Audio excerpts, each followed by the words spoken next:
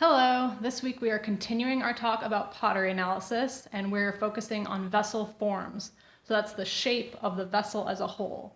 And in the late Mississippi period, or in Parkin and in Northeast Arkansas kind of generally, we typically find three main forms. And the first form is a bowl. And a bowl is going to be generally wider than it is tall, and its opening is going to be at the widest part of the body, so very wide. Our second vessel form is a jar, and a jar is going to have a body, and then it's going to have a distinct place where the angle changes. And you can see that here. It comes up, changes angle, and then goes up on a neck. And you're going to still have a fairly wide opening, but it's not going to be the widest place because the body will be wider, but it's still wide enough that you could probably get your hand into it. And in relation to the neck part, the opening is very wide. The third form is a bottle, and a bottle, like a jar, has the body, and then it's got a point where there's a distinct change in angle, and it comes up, and typically on bottles, the opening is going to be narrower than the length of the neck. This one, that's cutting it kind of close, but like we talked about last week, these are all handmade vessels by individual people. So they're going to vary. They had the general shape idea that they wanted to make, but they would each make them to the specifications that they preferred or that they wanted or that they liked best. So typically these are the three shapes we're going to see in Parkin in this region.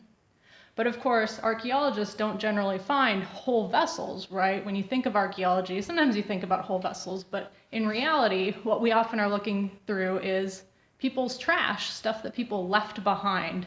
So we might dig up a house that burned down, or we might literally dig up somebody's trash in what we call a trash pit. So we take trash to the dump, or we leave it out for the garbage men to take to the dump.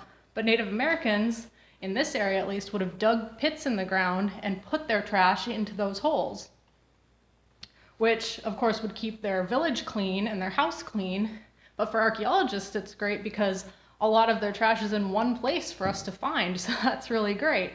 But what do people throw out? They don't throw out whole useful vessels. They throw out vessels that got broken.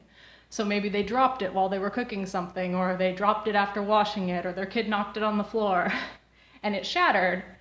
And so they picked up those pieces, they swept them up, and they put them in the trash pit, or they put them in the corner of the house where they wouldn't get stepped on. And then archaeologists later find those.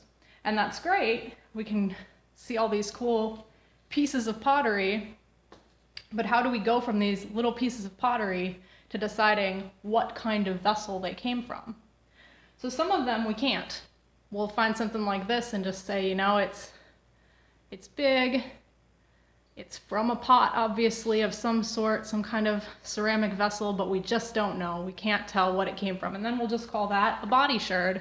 It came from the body of something, but it doesn't have enough detail to let us really tell. But other pieces we can tell. So this one, you can see it's kind of straight. It's got some markings right up here along the lip. It's fairly big. And if you look at it, you can kind of see that it's circular, but it's going to be a really big circle, right?